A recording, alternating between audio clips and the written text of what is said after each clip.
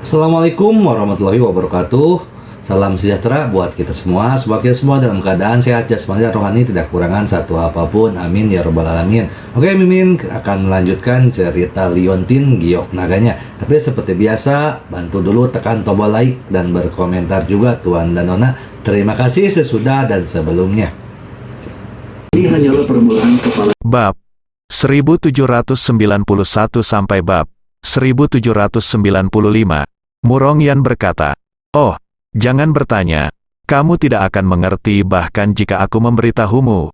Bagaimanapun, aku baik-baik saja."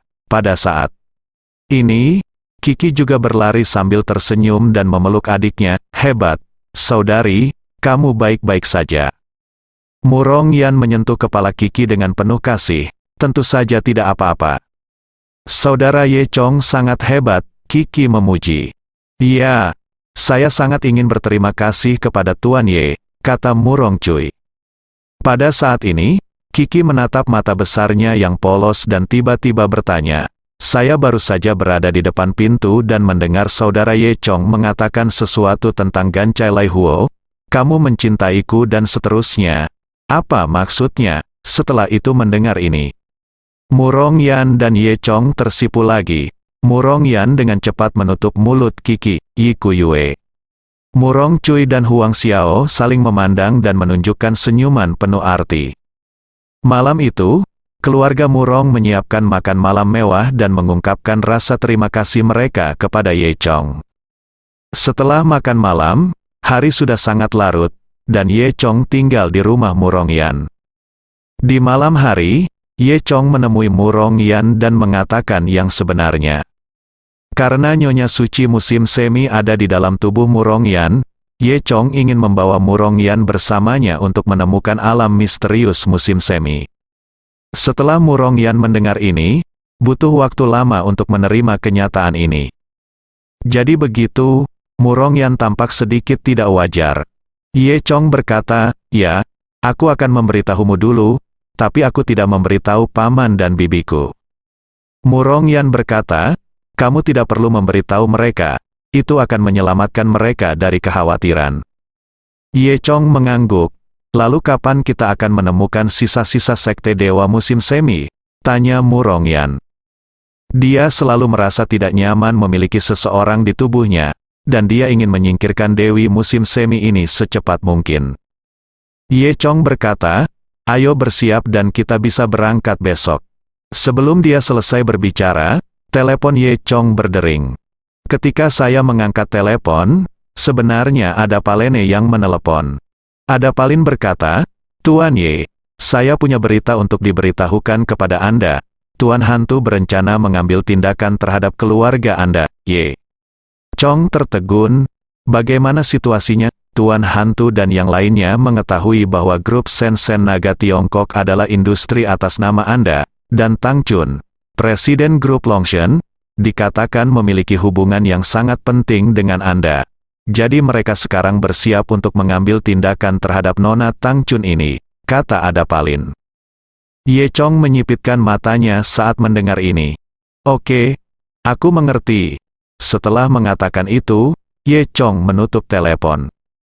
"Sial, jika kamu berani menyentuh orang-orang di sekitarku, kamu hanya mencari kematian," Ye Chong berkata dalam hatinya. Murongyan bertanya, "Ada apa?" Ye Chong berkata, "Tidak apa-apa, tapi aku harus kembali ke ibu kota sekarang, dan kemudian kita berangkat." Murongyan mengangguk, "Oke, hati-hati, aku akan mulai besok. Pergilah ke perusahaan, tepat pada waktunya untuk menangani urusan perusahaan.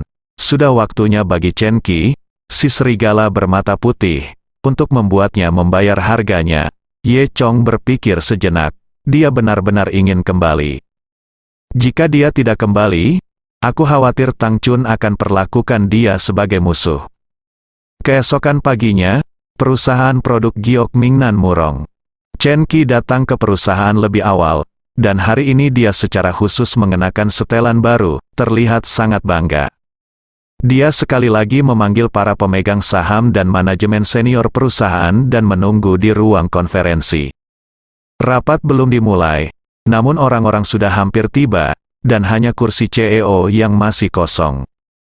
Chen Qi terkekeh dan berkata, "Semuanya, hari ini adalah saat untuk menyaksikan sejarah. Segera, kita akan memiliki presiden baru." Semua orang tercengang, memikirkan apa yang terjadi kemarin. Chen Qi melanjutkan, "Setelah semua orang pergi kemarin, Nona Murong Xiao telah menemukan jawabannya. Dia menandatangani surat pengalihan ekuitas. Sekarang pemegang saham dan presiden terbesar kami adalah Tuan Hu Batian." Faktanya, Chen Qi tidak mendapatkan informasi persisnya. Informasi, namun, dia hanya tahu bahwa dengan metode Hu Batian, dia pasti sudah mendapatkan ekuitas Murong Yan sekarang. Dia belum tahu bahwa Hu Batian telah meninggal. Begitu Chen Qi selesai berbicara, dia mendengar suara pintu terbuka. Chen Qi segera berdiri, "Semuanya, mari kita bertepuk tangan menyambut kedatangan presiden baru kita." Saat dia mengatakan itu, Chen Qi segera bertepuk tangan. Namun, setelah 2 drum, Chen Qi tertegun karena yang masuk bukanlah Hu Batian seperti yang dia bayangkan, melainkan Murong Yan. Dan Murong Yan lah yang kembali normal dan masuk. Di belakang Murong Yan ada sekretaris asuhan. Semua orang tercengang saat melihat Murong Yan masuk. Dilihat dari penampilan Murong Yan, dia terlihat hampir seperti orang normal, tidak lumpuh seperti yang dia katakan kemarin. "Presiden Murong, Anda, apa yang terjadi?" Chen Qi berbicara dengan tidak jelas. Murong Yan menatap Chen Qi dengan dingin, lalu duduk di kursi CEO. "Semuanya, aku bilang kakiku hanya terluka ringan. Sekarang kakiku sudah sembuh total." Chen Qi menelan ludah. Ketika Murong Yan sakit, Chen Qi berani menyerang Murong Yan, dan Murong Yan sekarang dia sudah sembuh total. Bagaimana caranya bisakah Chen Qi masih berani menyentuh Murong Yan? Tapi sekarang masalahnya sudah sampai pada titik ini, Chen Qi tahu bahwa tidak ada jalan untuk kembali. Dia tidak bisa bertahan di depan Murong. Chen Qi melihat ke pintu dari waktu ke waktu, berharap Hu Batian akan muncul. Murong Yan menatap Chen Qi dengan dingin dan berkata, "Chen Qi, apakah kamu menunggu Hu Batian? Ada satu hal yang lupa ku beritahukan padamu, Hu Batian sudah mati." "Apa?" Semua orang tercengang saat mendengar ini. Chen Qi bahkan lebih terkejut lagi. Hu Batian sudah mati." Hu Batian, yang begitu merajalela kemarin, sudah mati hari ini. Murong Yan melanjutkan, "Ngomong-ngomong, ada beberapa hal yang ingin kukatakan padamu." Setelah mengatakan itu, Murong Yan menunjuk ke asuhan dan menyalakan TV di ruang konferensi. Saat ini, berita terbaru dari Mingnan diberitakan di TV. Dilaporkan bahwa dalam satu malam, 3 KTV, 5 kasino bawah tanah, dan 2 klub di kota kami semuanya disegel, dan lebih dari 100 masalah kriminal diselidiki dan ditangani. Departemen Keamanan kota kami, berdasarkan petunjuk yang diberikan oleh orang dalam, melancarkan serangan mendadak dan menangkap lebih dari 300 anggota organisasi bawah tanah melalui upaya satu malam. Ini adalah kemenangan besar bagi kami. Semua orang ini ditangkap. Mereka adalah anggota geng Batian, yang merupakan organisasi bawah tanah terbesar di kota kami. Operasi ini telah sepenuhnya mengalahkan kesombongan mereka, menghancurkan geng Batian, dan menjamin perdamaian dan keamanan kota kami. Mendengar ini, Chen Qi hati benar-benar dingin. Dia tahu bahwa lokasi yang diberitakan di berita, termasuk geng Batian, adalah milik Hu Batian. "Apakah ini yang terjadi jika kamu menyinggung Murong Yan?" Dalam semalam, tidak hanya Hu Batian yang meninggal, tetapi seluruh properti dan pengaruhnya juga musnah. Metode macam apa ini? Chen Qi tidak tahu bagaimana Murong Yan mengubah kekalahan menjadi kemenangan, dan yang ada hanya ketakutan di hatinya. Saat ini, Murong Yan berkata dengan dingin, "Hu Batian berani datang ke rumah Murong saya untuk membuat kerusakan. Semua orang telah melihat apa yang terjadi padanya." Semua orang terdiam. Kemudian, Murong Yan memandang Chen Qi. "Chen Qi, selanjutnya, saya akan memberitahu Anda konsekuensi mengkhianati keluarga Murong." Chen Qi sangat ketakutan sehingga dia lupa memohon belas kasihan. Kemudian, beberapa penjaga keamanan datang dan membawa pergi Chen Qi. Pemegang saham lain yang hadir semuanya menundukkan kepala, tubuh mereka seperti sekam. Meskipun mereka bukan dalang, mereka semua mendukung Chen Qi dan merupakan kaki tangan Chen Qi. Tidak ada seorang pun di kelompok ini yang berani berbicara. Baru setelah Murongyan berkata, "Jangan khawatir, semuanya, keluhan ada pemiliknya, dan hutang ada pemiliknya." Chen Qi memulai masalah ini, dan saya tahu itu tidak ada hubungannya denganmu.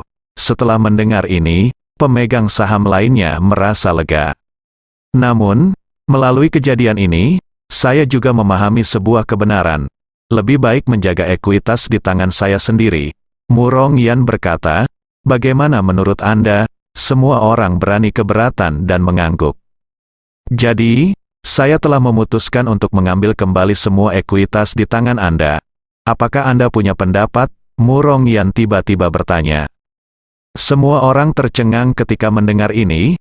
Mereka mencoba untuk mengambil kembali status pemegang saham mereka. Tentu saja, jika Anda memiliki ide berbeda, Anda dapat berbicara di sini, kata Murongyan. Saat Murongyan selesai berbicara, dia mendengar teriakan Chen Qi dari luar. Jeritan menyedihkan ini membuat mereka yang memiliki pikiran apapun di dalam hatinya tidak lagi berani berpikir apapun. Murongyan mengangguk dan berkata, "Bagus sekali, karena tidak ada yang punya ide, maka mari ikuti ide saya, pemegang." Saham lainnya meringis di wajah mereka, tetapi mereka hanya bisa menerimanya. Kemudian, Murongyan bertanya kepada Asuan di sebelahnya, "Asuan, berapa harga pasar saham kita hari ini? Saya akan membayarnya kembali dengan harga pasar." Mendengar ini, para pemegang saham merasa sedikit lebih seimbang. Setidaknya mereka bisa masih mendapat uang besar. 45 yuan per saham, kata Asuan. Para pemegang saham cukup senang karena bisa mendapatkan uang yang banyak. "Berapa?" Murongyan mengangkat alisnya. Asuan segera mengerti. "Oh, saya salah, itu adalah harga ketika pasar dibuka, dan sekarang 15 yuan per saham."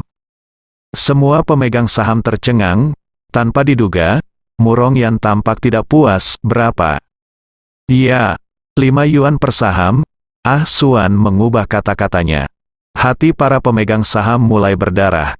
Saya ingat seseorang pernah berkata bahwa harga saham kita turun tajam akhir-akhir ini. Asuan tidak bisa menahan tawa.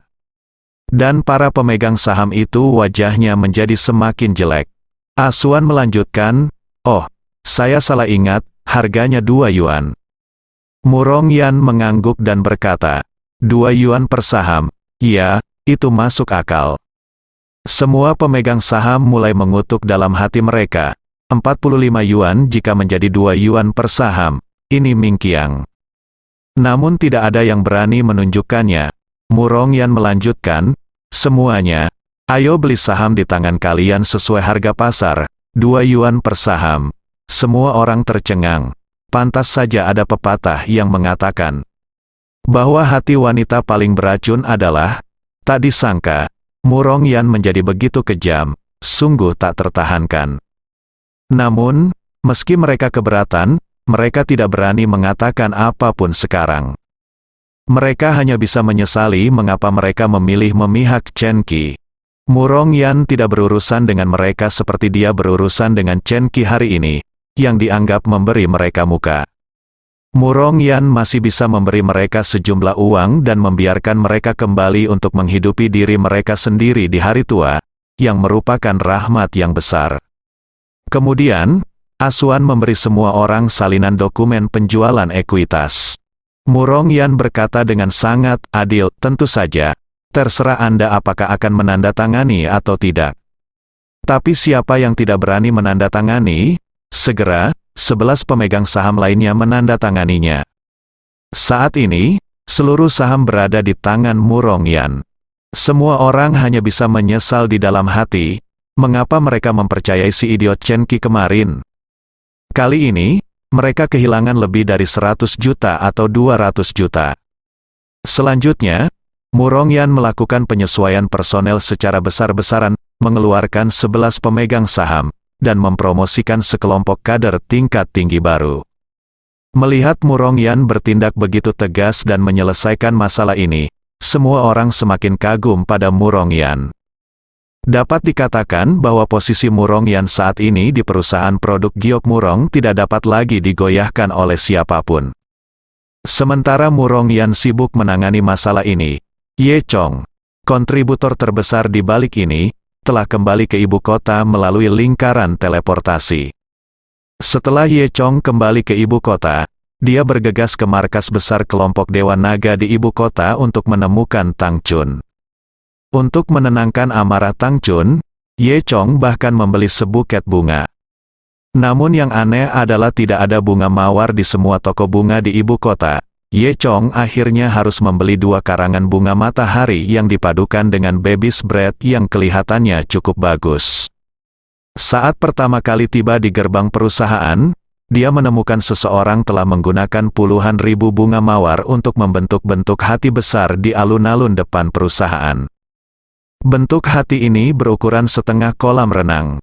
Untuk itu, pembelian bunga mawar dari seluruh ibu kota, termasuk kota-kota sekitarnya, harus mencukupi. Pantas saja saat Ye Chong pergi ke toko bunga, tidak ada bunga mawar. Ye Chong memandangi bunganya, kedua bunga matahari itu jauh tertinggal dibandingkan lautan mawar ini. Saya tidak tahu anak kaya yang mana ini. Kemudian, Ye Chong masuk ke pintu kaca putar gedung Grup Longshan. Baru-baru ini, Grup Longshan telah mempromosikan sekelompok orang baru, sehingga penjaga keamanan dan meja depan di lobi lantai pertama semuanya adalah orang-orang baru, dan mereka tidak mengenal Ye Chong. Begitu Ye Chong masuk, dia melihat sekelompok gadis berkumpul di sana, mengobrol dan tampak seperti bidadari. Aduh, apakah kamu melihatnya? Itu dia sangat tampan. Benar, jika pria kaya dan tampan itu mengejarku, aku akan mati bahagia, jangan terlalu cantik, kamu punya jika tuan kami, Tang setengah tampan, akan ada pria tinggi, kaya, dan tampan yang mengejarmu. Jangan konyol, bagaimana saya bisa dibandingkan dengan tuan Tang kita, mari kita lihat. Beberapa gadis berkata dengan sebuah senyuman. Ye Chong melihat ke arah pandangan mereka dan melihat seorang pria jangkung 1,8 meter berdiri di sana. Pria ini berdandan ala selebritis. Meski wajahnya tampan, namun tidak natural, jelas ia pernah menjalani operasi plastik. Dia mengenakan jas putih dan memegang buket mawar yang lebih berwarna daripada di luar. Pria yang tampan, kaya raya, dan kaya raya sungguh menarik perhatian semua orang. Ye Chong berjalan sepanjang jalan, dan dia hampir diabaikan. Ketika Ye Chong melewati Bai Sui melihat bunga di tangan Ye Chong. Dia mencibir, haha, apakah Anda di sini untuk mengejar Nona Tang Chun juga? Jas putih itu tanpa sadar menunjukkan wajah mengejek. Ye Chong mengangkat bahu dan tidak berkata apa-apa. Jas putih itu tersenyum sedikit dan berkata, saya menyarankan Anda untuk menghemat energi. Tampaknya berita tentang cinta Nona Tang telah benar-benar menyebar ke seluruh ibu kota. Semua kucing dan anjing berani mengejar Nona Tang. Apakah Tang Chun mabuk cinta? Ye Chong benar-benar tidak tahu harus tertawa atau menangis. Bukankah kemarin kamu hanya marah pada dirimu sendiri? Kenapa kamu masih putus cinta? Siapa yang memberitahumu bahwa Tang Chun putus cinta? Dia baik-baik saja, kata Ye Chong. Bai Sui tidak memperhatikan apa yang dikatakan Ye Chong, dan berkata pada dirinya sendiri, hei, kamu baru saja mengambil 2 biji melon dan berani datang ke sini untuk mengejar Tang Chun. Wah, kamu bisa dianggap manusia, hahaha, kata Bai Sui. Penuh ejekan, Ye Chong tersenyum, Anda mungkin salah paham. Oh, benarkah saya salah paham? Apakah Anda di sini untuk mengejar Tang Chun? Apakah Anda sebenarnya seorang pengantar makanan? Kata Bai Sui. Ye Chong punya petunjuk gelap. Dia awalnya ingin memberitahu pihak lain bahwa Tang Chun adalah pacarnya. Jas putih itu tersenyum dan berkata, letakkan bunga rusak ini di meja depan dan kamu bisa kembali. Saat ini, Tang Chun terlihat berjalan menuruni tangga. Begitu lift terbuka, seolah-olah ada cahaya musim semi yang keluar dari dalam, membuat mata orang-orang menjadi cerah. Tang Chun mengenakan pakaian all ungu hari ini, rok satu garis ketat dengan lekuk sempurna. Kulit putihnya, dipadukan dengan warna ungu tua, membuat Tang Chun semakin sempurna. Ada kalung emas tipis yang tergantung di lehernya yang putih dan lembut, terlihat mulia dan sedikit menggoda. Rambut Tang Chun diikat menjadi sanggul, tampak cerdas dan cakap. Saya melihat Tang Chun berjalan keluar dari lift dan segera menarik perhatian semua orang, dan mata dalam jas putih juga melebar. Ye Chong sudah lama tidak melihat Tang Chun dan hampir lupa betapa cantiknya Tang Chun. Ketika dia melihat Tang Chun, hatinya tergerak. Tang Chun datang, ketika dia melihat Ye Chong di sini, matanya bersinar pada awalnya, dan kemudian menjadi dingin lagi. Lalu, dia mendengus, memutar matanya ke arah Ye Chong, dan berjalan melewati Ye Chong dengan tenang, pura-pura tidak mengenali Ye Chong. Kemudian, Tang Chun menghampiri jas putih itu dan berkata, "Jadi Tuan Muda Zhao yang ada di sini." Yang disebut nama Tuan Muda Zhao adalah Zhao Erdong. Dia adalah putra CEO Yinghua Beauty Group. Saat ini, salon kecantikan Longshan Group dan Yinghua Beauty Group memiliki kerja sama yang mendalam. Zhao Erdong tidak menyangka bahwa dia telah lama mengejar Tang Chun, dan setiap kali dia datang dia ditolak. Tetapi hari ini, sikap Tang Chun menjadi sangat antusias. Sepertinya mengirim bunga masih berguna, Zhao Erdong berpikir dalam benaknya. Memikirkan hal ini, Zhao Erdong tersenyum dan memberikan buket mawar di tangannya kepada Tang Chun. "Nona Tang, bunga yang indah ini harus diberikan kepada orang cantik sepertimu." Tang Chun mengambil bunga itu, diam-diam menatap Ye Chong, dan kemudian berkata, "Terima kasih banyak, Tuan Zhao, aku menyukai orang yang begitu cantik, sangat banyak, habiskan." Ye Chong tahu bahwa Tang Chun mengabaikannya dan berpura-pura sangat antusias dengan Zhao Erdong, jadi dia sengaja membuat dirinya marah. Ye Chong juga tidak marah, itu kesalahannya. Ye Chong datang dengan senyum lucu dan berkata kepada Tang Chun, "Hei, Xiao Chun, aku sudah lama tidak bertemu denganmu, kamu menjadi semakin cantik." Tang Chun mendengus dan memutar matanya ke arah Ye Chong. "Ikuti aku. Apakah kamu familiar? Jangan panggil aku seperti itu. Selain itu, kamu tidak perlu mengatakan apakah aku tampan atau tidak." Zhao Erdong di sebelahnya menatap Ye Chong dengan ekspresi bangga di wajahnya. Kata-kata Tang Chun yang tidak berperasaan biasanya ditujukan padanya. "Jangan marah, bunga ini untukmu," kata Ye Chong sambil tersenyum. Tang Chun mendengus, tapi Zhao Erdong tidak senang. "Nak, jika kamu tidak melihat kami berbicara di sini, kamu bisa keluar." Tang Chun berkata kepada Ye Chong, "Jangan ganggu aku lagi, kita tidak ada hubungannya lagi." Setelah mengatakan itu, Tang Chun tiba-tiba berkata, dia mendekati Zhao Erdong dan berkata, "Lihatlah Tuan Zhao, dia tidak hanya tampan, tetapi dia juga sangat perhatian. Dia tidak seperti orang yang tidak tahu berterima kasih. Faktanya, orang-orang dengan mata yang tajam dapat melihatnya sekarang." Meskipun tampaknya Tang Chun He relatif memusuhi Ye Chong, namun ada hubungan yang mendalam di antara mereka. Perlakuan Tang Chun terhadap Zhao Erdong lebih seperti kesopanan asal-asalan. Hanya Zhao Erdong yang ada di dalamnya dan tidak bisa melihatnya. Ketika Zhao Erdong mendengar kata-kata ini, wajahnya sangat bahagia hingga dia hampir bersemi. "Oh, Nona Tang, saya tidak menyangka bahwa Anda telah setuju dengan saya di dalam hati Anda. Anda biasanya berpura-pura menjadi pendiam, tetapi jika Anda mengambil inisiatif, anak-anak kita akan dapat memanfaatkannya," Zhao Erdong dikatakan. Melihat wajah Zhao Erdong yang berminyak, Tang Chun merasa sangat jijik, tetapi yang membuat Ye Chong marah, dia hanya bisa tersenyum dan mengangguk. Ye Chong memandang Tang Chun dengan tercengang dan berkata, "Xiao Chun, berhentilah membuat masalah." Tang Chun mendengus, "Siapa yang membuat masalah denganmu, Tuan Zhao? Apakah kamu ada waktu luang malam ini?"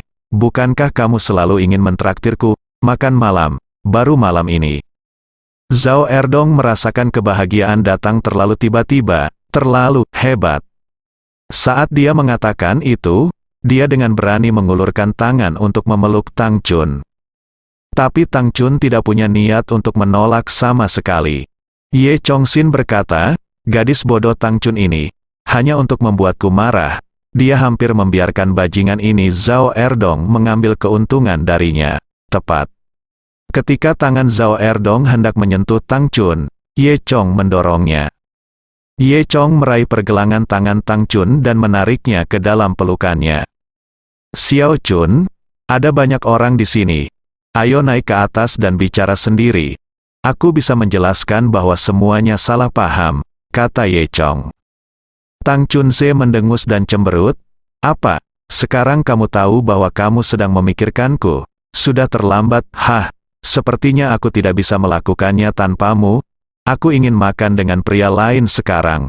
Kamu akan sangat marah. Tang Chun memiringkan kepala kecilnya, dan semua orang bisa melihat ekspresi itu. Seperti kemarahan di antara sepasang kekasih muda. Aku hampir marah, Xiao Chun, aku salah. Kamu tidak bisa makan dengan pria lain, kata Ye Chong. Tang Chun mendengus, diam-diam bahagia di dalam hatinya. Tanpa diduga, Ye Chong berkata lagi, jika kamu ingin mengikuti, kamu harus pergi dengan pria yang lebih baik dariku. Anak ini tidak bisa melakukannya. Tang Chun mencubit Ye Chong dengan marah. Hal ini membuat Zhao Erdong sangat marah karena dia melihat keindahan di tangannya direnggut oleh Ye Chong. Kamu bajingan kecil, apakah kamu berani tegar? Dia menunjuk ke arah Ye Chong dengan keras dan mengutuk, cepat dan lepaskan Nona Tang. Kalau tidak, aku akan bersikap kasar padamu. Tanpa diduga, pada saat ini, Tang Chun tiba-tiba berkata, Tuan Zhao, saya minta maaf. Mengapa Anda tidak kembali? Dia dan saya masih memiliki sesuatu untuk dibicarakan. Zhao Erdong menjadi semakin marah ketika mendengar ini. Apa, Nona Tang? Lakukan, kamu ingin berbicara dengannya tentang apapun. Lihatlah betapa miskinnya pria ini. Apa yang akan kamu bicarakan dengannya? Apakah dia setengah tampan dariku? Apakah dia setinggi aku? Apakah dia sekaya aku? Apa yang bisa dia berikan padamu? Lihatlah 2 karangan bunga rusak yang dibawanya. Dan dia berani datang dan memberikannya padamu. Dia orang yang tidak tahu malu. Nona Tang, apa yang kamu bicarakan dengannya? Kamu sebaiknya pergi makan malam bersamaku. Zhao Erdong. Penghinaan terhadap Ye Chong sebenarnya membuat Tang Chun sedikit tidak senang. Tang Chun mendengus dan berkata, Tuan Zhao, harap dipahami bahwa penampilan pria bukanlah yang terpenting. Wanita membutuhkan penampilan, tetapi pria membutuhkan rasa tanggung jawab dan sikap positif. Kalimat ini mengatakan Anda benar, ketika pria memandang seorang wanita, dia mungkin menaruh perhatian besar pada penampilannya. Ketika seorang wanita memandang seorang pria, dia lebih memperhatikan agresivitasnya, kemampuan finansialnya, yang juga bisa dikatakan sebagai nilai kelangsungan hidupnya di masyarakat. Oke. Meskipun kamu tidak melihat penampilan, aku lebih kaya dari dia, kata Zhao Erdong. Tang Chun melanjutkan, bahkan jika dia miskin sekarang, dia memiliki hati yang positif. Tidak seperti beberapa orang yang mengandalkan kekayaan ayah mereka untuk melakukan kejahatan dan menyia-nyiakannya secara sembarangan. Implikasinya adalah meskipun Ye Chong adalah orang miskin, Tang Chun juga akan memilihnya. Semua orang mengaguminya di dalam hati. Sepertinya Tang Chun bukan hanya sekedar fas, dia sangat bijaksana di dalam hatinya. Zhao Erdong sangat marah saat mendengar ini. Tang Chun melanjutkan, selain itu, Anda mungkin salah tentang satu hal. Dengan sumber keuangan saat ini, saya dapat membunuh 10 dari Anda.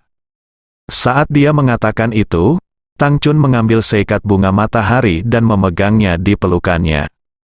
Meskipun Tang Chun sangat marah pada Ye Chong, dia tetap tidak membiarkan orang lain menghina Ye Chong. Ye Chong sangat tersentuh dan meraih tangan Tang Chun dan berkata, Xiao Chun, kamu sangat membuatku terkesan, ayo naik.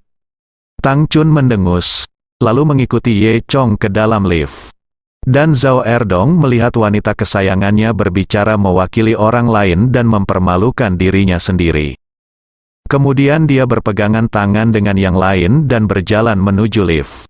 Dia malu, kesal, dan marah. Dia menatap punggung kedua pria itu dengan galak. Bajingan sialan, beraninya kamu mencuri seorang wanita dariku? Aku pasti akan membuat hidupmu lebih buruk dari kematian. Lalu, dia membanting mawar itu di tangannya, di tanah. Dia berbalik dan pergi. Di sisi lain, Tang Chun dan Ye Chong tiba di kantor di lantai atas gedung grup. Setelah memasuki kantor, Ye Chong menutup pintu, hanya menyisakan mereka berdua di dalam ruangan. Hei, Xiao Chun, apa yang baru saja kamu katakan sangat menyentuhku.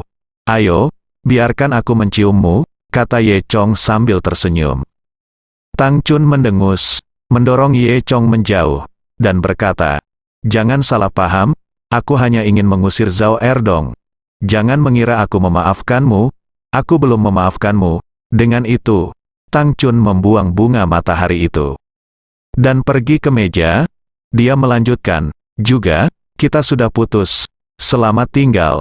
Kamu tidak perlu datang kepadaku di masa depan, Ye Chong.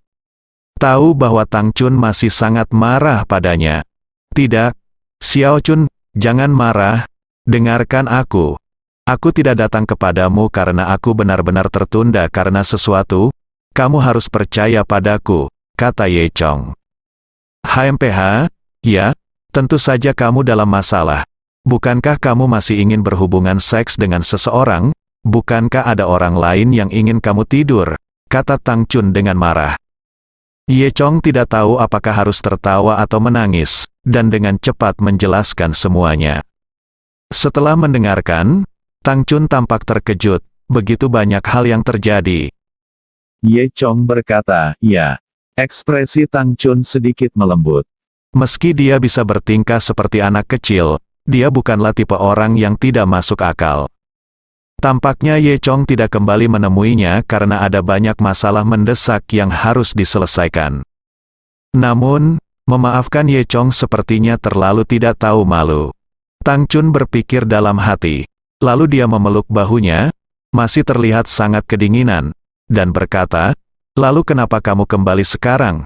Karena kamu sangat sibuk, pergilah dan lakukan pekerjaanmu dan tinggalkan aku sendiri. Ye Chong tahu itu Tang Chun sekarang dia tidak lagi marah, jadi dia memeluk Tang Chun dan berkata sambil tersenyum, hei, bukankah aku merindukanmu?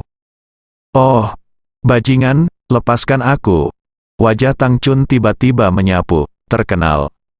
Ye Chong berkata, jika kamu tidak melepaskannya, hanya orang bodoh yang akan melepaskannya. Tidak peduli seberapa keras Tang Chun berjuang, dia tidak bisa melepaskan diri dari pelukan Ye Chong. Pada akhirnya, Tang Chun tersipu dan tidak punya pilihan selain berkompromi, membiarkan Ye Chong memeluknya. Lalu, tangan Ye Chong mulai menyentuh tubuh Tang Chun dengan tidak jujur. Tang Chun tersipu, menggigit gigi harimau kecilnya dan berkata, kamu, apa yang kamu lakukan? Kamu mati. Ye Chong terkekeh, dan tangannya menjadi semakin tidak terkendali. Tepat ketika Tang Chun hendak mengatakan sesuatu yang lain, Ye Chong tiba-tiba menundukkan kepalanya dan mencium mulut Tang Chun, menghentikan Tang Chun untuk berbicara. Tang Chun mengerang 2 kali, lalu menyerah, dan keduanya berciuman dengan penuh gairah. Belakangan, di kantor ini, kedua orang tersebut mengalami pemahaman mendalam yang berlangsung selama 1 jam. Untungnya, tidak ada yang mengganggu saya selama periode ini. Setelah menyelesaikannya, wajah Tang Chun memerah dan dia buru-buru merapikan pakaiannya. Kantor yang awalnya rapi menjadi kacau balau. Sementara Tang Chun sedang mengatur pakaiannya, dia menatap Ye Chong dengan marah. Kamu bajingan, kita sudah lama tidak bertemu. Ketika kita bertemu, kita membuatnya sibuk selama 1 jam dan bahkan mengacaukan kantornya. Ye Chong berkata sambil tersenyum. Aku tidak terlalu merindukanmu. Setelah mengemasi barang-barang mereka, keduanya duduk di sofa dan mengobrol. Ye Chong memberitahunya berita yang diberitahukan ada Palin kepadanya sebelumnya. Tang Chun sedikit gugup setelah mendengar ini. Maksudmu, organisasi misterius bernama Jalan Hantu itu akan mengambil tindakan terhadapku? Ye Chong mengangguk. Mereka pasti akan mengambil tindakan terhadapmu dan kelompok Dewan Naga kami, Tang Chun berkata. Apa yang harus kita lakukan?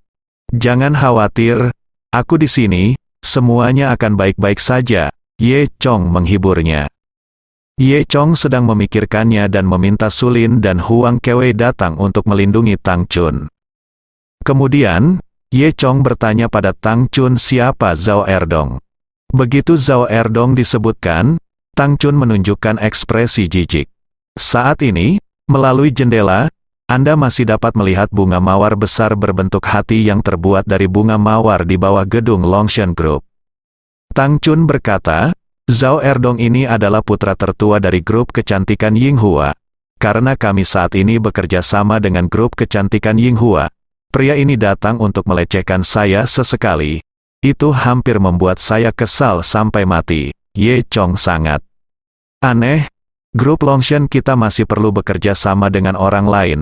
Lagi pula, kenapa saya belum pernah mendengar tentang grup kecantikan Yinghua ini? Tang Chun berkata, grup kecantikan Yinghua.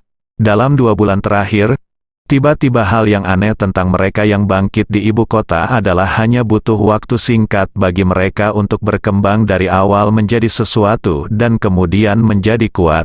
Saya yakin bahwa di belakang mereka, ada pendukung keuangan yang sangat kuat yang mendukung mereka.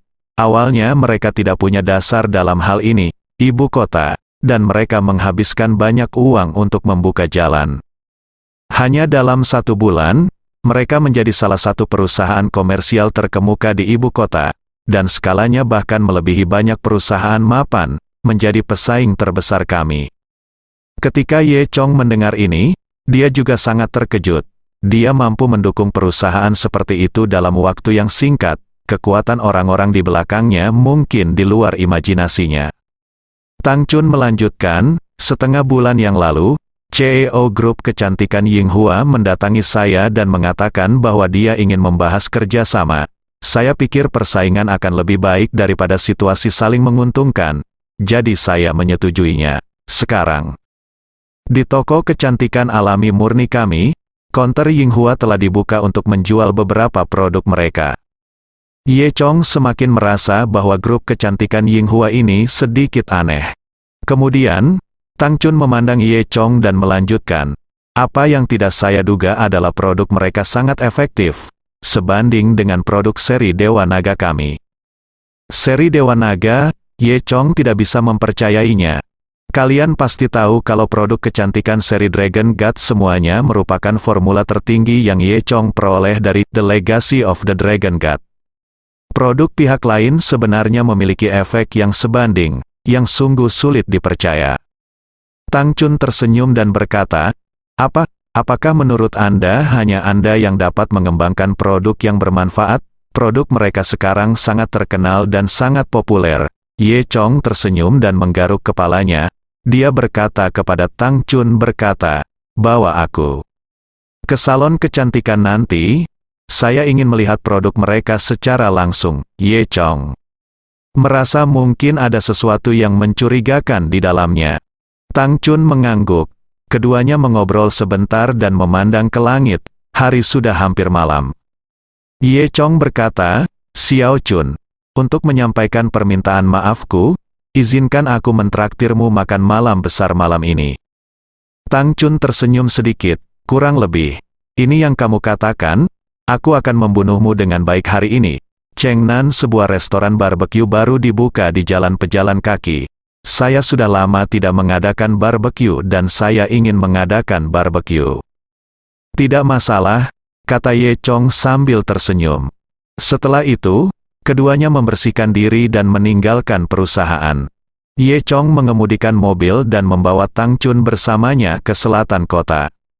Saat melewati lautan mawar, Ye Chong sengaja menggunakan rodanya untuk menghancurkan mawar tersebut. Tang Chun tertawa, aku tidak menyangka kamu akan sangat cemburu. Ye Chong berkata, Tentu saja, aku tidak akan senang jika ada orang lain yang mengirimimu bunga kecuali aku. Tang Chun mengabaikannya. Aku meringkuk bibirku, tapi itu sangat berguna di hatiku. Setengah jam kemudian, keduanya tiba di jalan pejalan kaki. Usai memarkir mobil, keduanya berpegangan tangan dan berjalan di jalan pejalan kaki. Saat ini, matahari baru saja terbenam, langit redup, lampu mulai menyala, dan jalur pejalan kaki telah mengantarkan waktu yang paling semarak dan sejahtera dalam sehari. Di jalan lurus, ada lampu terang di kedua sisinya, dan lampu neon besar berkedip-kedip. Aroma berbagai makanan lezat tercium dari jalanan. Melalui jendela kaca besar yang terang, Anda dapat melihat banyak pelanggan di toko-toko sekitarnya. Toko mewah, merek pakaian mahal, toko perhiasan, semuanya tersedia di sini. Ada juga banyak pejalan kaki di jalan. Tidak ada orang yang terburu-buru di sini, kebanyakan santai. Kaum muda mengenakan pakaian modis, berbelanja berpasangan dan santai. Di tangan mereka, mereka memegang teh susu, bunga, atau beberapa ikat ginjal panggang dan gluten dari pinggir jalan. Ada suasana damai dan bahagia di sekitar jalan. Ye Chong berjalan di jalan, memegang tangan Tang Chun dan merasa sangat nyaman. Sudah lama sekali sejak saya merasakan perasaan santai dan santai ini. Wajah cantik Tang Chun sedikit merah, dan dia diam-diam menatap Ye Chong dari waktu ke waktu. Dia tidak tahu kenapa, tapi dia merasa Ye Chong tampak lebih tampan lagi. Setelah itu, mereka berdua masuk ke restoran barbeque yang baru dibuka yang dibicarakan Tang Chun. Begitu masuk, tercium aroma aneka daging panggang dan aneka bumbu jintan dan cabai. Restoran barbeque memang penuh sesak, dan mereka berdua menunggu selama 20 menit sebelum giliran mereka tiba. Setelah mereka berdua duduk, pelayan membawakan menu. Ye Chong melihat menu dan memesan beberapa tusuk sate dari hampir semuanya sampai Tang Chun menghentikannya. Cukup, itu sudah cukup. Ye Chong Chai menyerah dan berkata, "Mari kita mulai dengan ini. Jika tidak cukup, pesan lebih banyak." Pelayan itu juga sangat senang, tetapi dia tidak menyangka akan menerima pesanan dalam jumlah besar.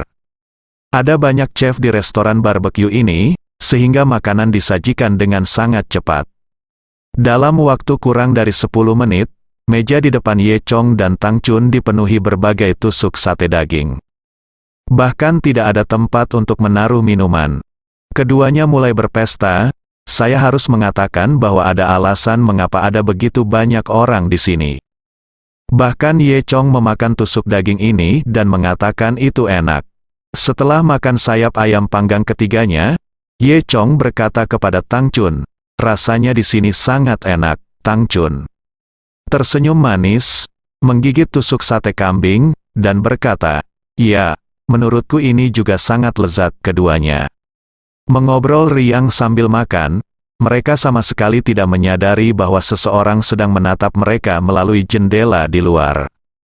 Itu tidak lain adalah Zhao Erdong, yang memiliki wajah muram. Ternyata Zhao Erdong dan beberapa adik laki-lakinya juga datang untuk makan malam. Tapi aku tidak menyangka akan bertemu Ye Chong dan Tang Chun. Dia melihat mereka berdua makan dengan gembira, dan dia tidak menganggapnya serius sama sekali. Zhao Erdong berpikir dalam hati, ini bisa ditoleransi. Apalagi yang tidak bisa ditoleransi, manfaatkan saja kesempatan ini untuk menangani anak itu. Jadi dia meminta adik laki-lakinya untuk kembali dan menelepon seseorang. 1 jam kemudian, Ye Chong dan Tang Chun selesai makan dengan gembira. Mulut kecil Tang Chun penuh minyak. Ye Chong mengambil tisu dan dengan lembut menyeka Tang Chun. Wajah Tang Chun memerah karena malu. Setelah mereka makan dan membayar, mereka keluar dari restoran barbeque. Ketika mereka berdua keluar dari pintu, mereka dikelilingi oleh sekelompok orang bahkan sebelum mereka mengambil beberapa langkah. Ada sekitar 30 orang di Wuyangyang, mengelilingi Ye Chong dan Tang Chun. Ye Chong memandang orang-orang di sekitarnya dan bertanya, "Apa yang kamu lakukan?" "Haha, apa yang kamu lakukan, ini salahmu," sebuah suara mencibir. Kemudian, seseorang berjalan dari belakang kerumunan ke depan. Itu adalah Zhao Erdong. Ketika Ye Chong dan Tang Chun melihat itu adalah Zhao Erdong, mereka tahu apa yang sedang terjadi. Ye Chong tertawa dan berkata, "Apa, kamu tidak berpikir kamu cukup malu di siang hari, dan kamu datang ke sini untuk merasa malu lagi di malam hari?" Zhao Erdong menunjuk ke arah Ye Chong dan memarahi, "Wah, mulutmu begitu tangguh. Mari kita lihat apakah mulutmu masih keras setelah beberapa saat." Ye Chong hanya tersenyum tipis. Belum lagi Ye Chong, bahkan Tang Chun pun tidak menganggap serius ke-30 orang ini. Karena Tang Chun dipimpin oleh Ye Chong di jalur kultivasi, dia juga sangat berbakat dan telah menjadi prajurit tingkat Suan dalam waktu singkat. Berurusan dengan 30 orang ini semudah memotong melon dan sayuran. Oleh karena itu, tidak ada rasa takut sama sekali di wajah Tang Chun. Dia berkata kepada Zhao Erdong, "Tuan Zhao, demi kerjasama kita, saya menyarankan Anda untuk pergi sesegera mungkin. Dia tidak mudah dipusingkan." Bersambung.